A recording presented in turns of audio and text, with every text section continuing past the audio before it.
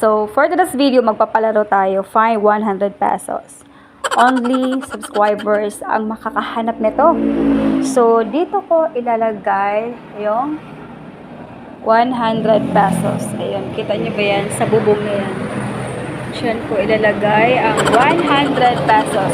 Kung sinong makakuha na to, ibig sabihin, isa siyang subscribers ko. Update ko kayo pag may nakakuha na. So, dito ko ilalagay ang 100 pesos. Dito ko ilalagay ang 100 pesos. Dito ko ilalagay ang 100 pesos. Only subscribers. Yan. Kita nyo ba yan, guys? Kita nyo ba yan? So, dito ko ilalagay. Ito, dito ko ilalagay. Ayun.